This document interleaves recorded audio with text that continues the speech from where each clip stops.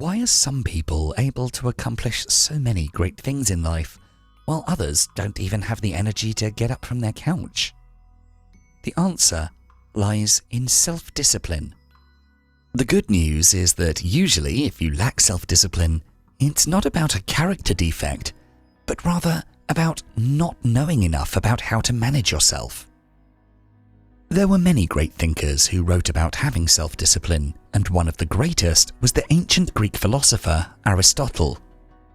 Aristotle lived between 384 to 322 BC and is still considered one of the greatest philosophers in the entire history of the world. Aristotle was a student of another great philosopher, Plato. Following the path opened by Plato, Aristotle was the founder of the Lyceum, the peripatetic school of philosophy. Aristotle's work in philosophy is one of particular value, having heavily influenced Western civilization. Some of his greatest books were Physics, Metaphysics, Nicomachean Ethics, Politics, On the Soul, and Poetics. Although he is mostly known as a philosopher, he was a true polymath, and his knowledge and skills covered many domains, including physics, biology, zoology, metaphysics, logic, ethics, aesthetics, poetry, theatre, music, rhetoric, psychology, linguistics, economics, politics, meteorology, geology, and government. His list of accomplishments is simply enormous. To achieve so many great things in life, Aristotle had to have a high degree of self-discipline himself, but he was also able to teach it. Self-discipline can be described as endurance in the face of tempting pleasures, or endurance in the face of challenging situations which makes you feel like you want to give in to your basic impulses or give up on your goals. To help you learn ways to improve and manage your self-discipline, today we're bringing you 5 relevant teachings from the philosophy of Aristotle. Number 1. Believe you have free will. To quote Aristotle, "What it lies in our power to do, it lies in our power not to do." For Aristotle, a human being is defined by his capacity to decide what actions to take. In other words, a human being has free will by definition. When we decide on doing something or not, we base the decision on our personal experiences and beliefs. For example, you catch your close colleague doing something shady. You now have to choose between reporting him or not, and you will do so depending on how much you value integrity versus your friendship. This will of course be different in each situation, and there's no one-size-fits-all answer to this problem. However, with consideration and practice, the quality of our decisions can be improved in time, and indeed, the better decisions we take, the better our life will be. Our capacity to make the right decisions can be increased if we gather more knowledge about the subject at hand, and our free will can be enhanced by adopting the right habits in line with our goals and moral values. For Aristotle, moral responsibility is impossible if we don't have free will or if we're lacking sufficient knowledge. As long as we have free will and are able to choose between action A or action B, we are morally responsible for that decision. We can all try to become more aware of that power to decide between the possible actions to take in life and start making better decisions. According to a 2017 paper published in Frontiers in Psychology, a lack of belief in free will tends to make us more immoral. Aristotle believed that the purpose of human beings is to achieve eudaimonia, a life lived virtuously. Thus, if we want to be moral human beings, it's imperative to believe that we have the capacity to determine our own actions. Once we have the conviction that we truly have the power to determine our own actions, we can try working on making better decisions. The best way to improve the quality of our decisions is to work on our character, to become more moral. Before making any decision, we need to check if the thing we intend to do is moral or not, if it's the right thing to do. We shouldn't rush in with our first impulse, which is why having solid self-discipline is very important. Thus, self-discipline starts with the belief that we truly have free will, and with our willingness to work on making better and more moralistic decisions, and the ability to resist temptations that can derail us from our plans. After we've chosen a certain course of action which we believe is the right thing to do, we should be capable of resisting any temptations which can get in the way. If we're not able to resist the temptations, we show that we don't have enough self-discipline to go through with our plans. Aristotle invited his readers to become conscious of the fact that if they can decide to do something, they can also have the power not to do that thing. When we understand that it's in our power to say yes or no to something, when somebody interrupts us in our plans, it's easier to avoid those interruptions or distractions. As long as we believe we have this free will, there's no excuse for the failure to discipline ourselves or direct our actions. One way to increase our awareness of our own free will is to avoid activities that make you feel less in control of your life. For example, to limit the time you spend on social media, which is a real distraction and constantly makes you feel like you need to measure up to an impossible standard.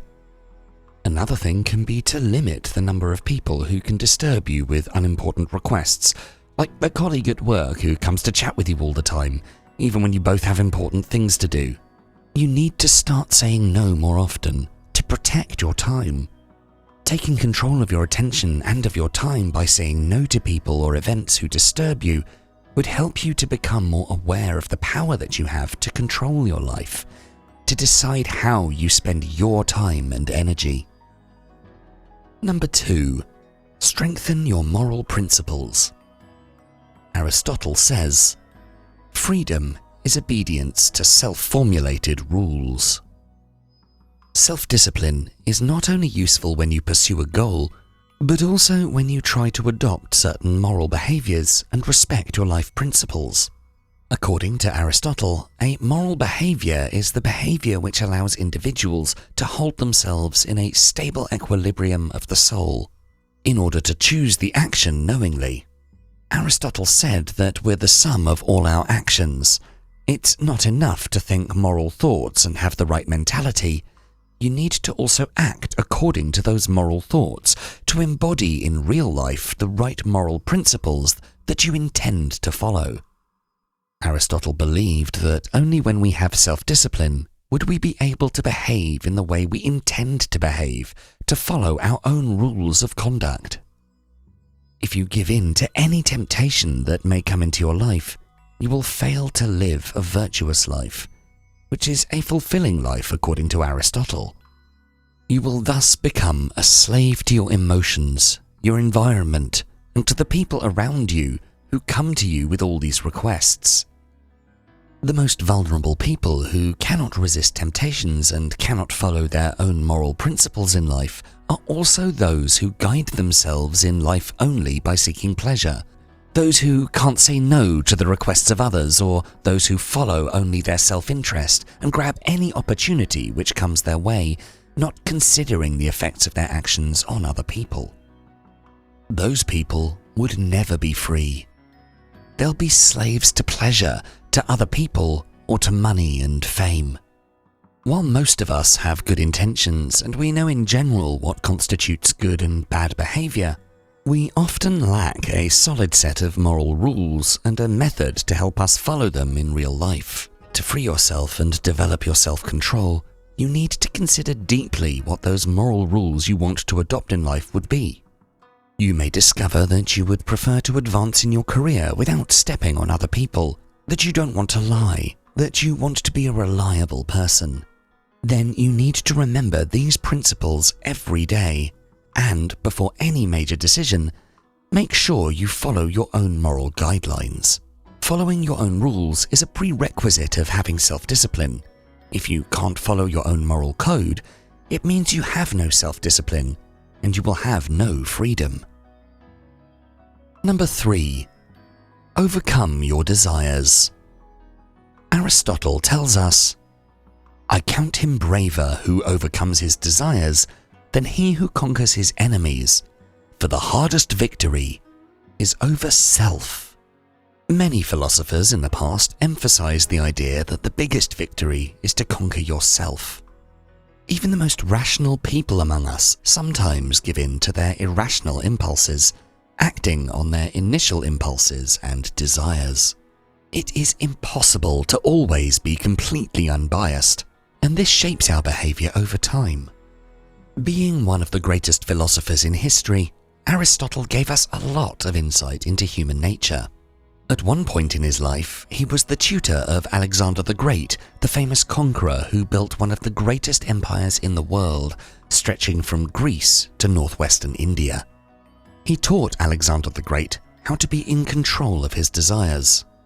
While many of men and kings at that time were attracted towards the typical extravagances, food, sex, gaining wealth, etc., Alexander could control his low-level impulses and focus on his main goals to extend the empire and make a name for himself in history. Aristotle considered that we are moved to action only when we have a desire to get or achieve something.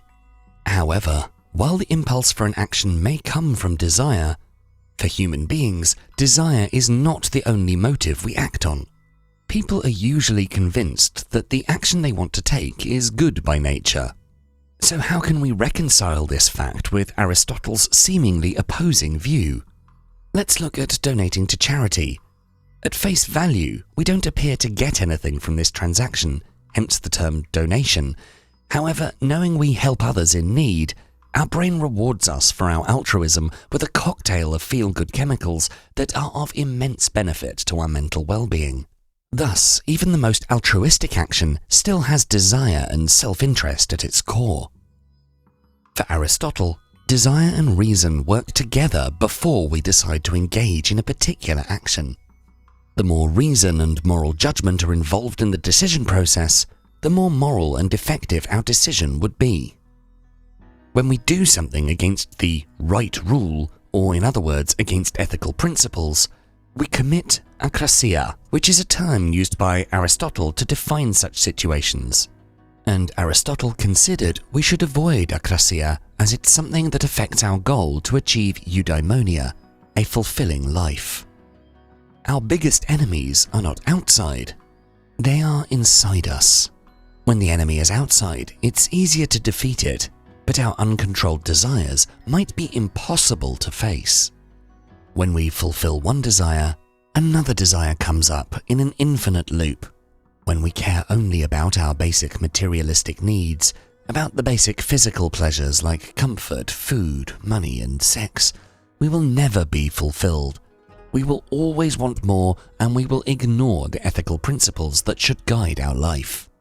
For example, when all you care about is money, you'd fight heavily for a promotion at work, betraying your colleagues and using lies to impress your boss.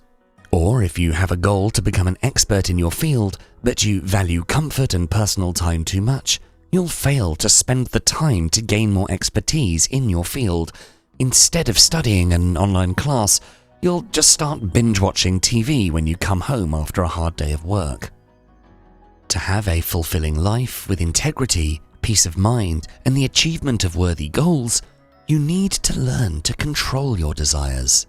You can do that by involving more reason and moral judgment in your daily life decisions, making sure the actions you take are inspired by moral values. If you succeed in doing that, you will be highly respected by your peers and you'll be viewed as a person with a high level of self-discipline. Number 4. Be temperate in your reactions. In the words of Aristotle, we praise a man who feels angry on the right grounds and against the right persons, and also in the right manner, at the right moment, and for the right length of time. To control our reactions takes a lot of self-discipline. According to Aristotle, the best way to keep our reactions in control is to try to become more temperate. Thus, regarding the way we respond to the external world, temperance is the key to having more self-discipline. Aristotle proposed following the mean between the extremes. For example, Courage is the mean between fear and arrogance, or extreme confidence. In the same way, when we feel a lot of anger towards something which is unjust, we need to be careful and measure our anger appropriately for that particular situation. If someone stole your lunch from the office refrigerator, you probably wouldn't respond with violence, but rather would just scold that person a bit. Aristotle divided the people into 4 temperament categories.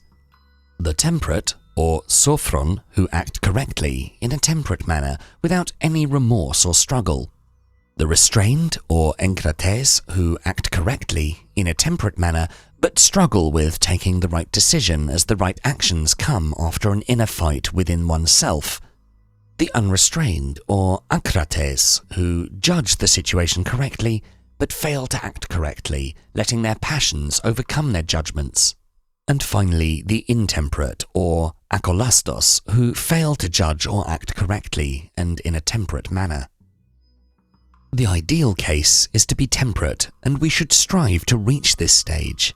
There are times when a restrained person would appear to be temperate, but there will be situations when they will not react in the correct way. They may be virtuous in some areas, but they will fail in others, because they didn't train enough to be able to apply moral judgment to all areas of their lives. Meanwhile, the temperate person succeeds in aligning what their soul desires with what is morally right. However, if we're at the restrained level, then it's not that difficult to jump from being restrained to being temperate. It's just a case of adopting the right habits. By doing the right actions repeatedly, we would automate those actions, and therefore wouldn't need to struggle so much with our impulses to behave otherwise. In time, we normalize those good actions. A temperate person is the real virtuous person, as for them, their passions or desires no longer conflict with their reasoning faculties. In contrast to restrained and temperate people, the unrestrained and intemperate people are not capable of acting in a correct and temperate manner, letting their desires overtake them. As far as Aristotle was concerned, while the unrestrained feel regret after acting badly and are able to change their character through self-discipline, the intemperate person is incurable. They feel an immense amount of pain when they can't fulfill their desires. For example, an intemperate person might desire an entire chocolate cake and suffer if they don't get it, while temperate people might desire just a slice of cake and even then wouldn't really suffer if they couldn't have it. Thus, temperate people are less prone to give in to desire, as they experience a lesser degree of discomfort when they don't have their desires fulfilled. The key to self-discipline regarding the way we react to both pleasure and pain is temperance, which can be achieved if we train our minds to apply more reasoning to daily life by adopting the right habits and by adopting a more indifferent attitude towards pleasure and pain. Number 5. Practice self-discipline daily. Aristotle teaches us, we become just by the practice of just actions, self-controlled by exercising self-control, and courageous by performing acts of courage. As mentioned earlier, the path from a restrained to a temperate person is found by practicing the right habits in accordance with moral judgment. A habit is by definition an action that we do regularly in a near-automatic subconscious manner. For Aristotle, a habit is an acquired disposition to perform a certain type of action.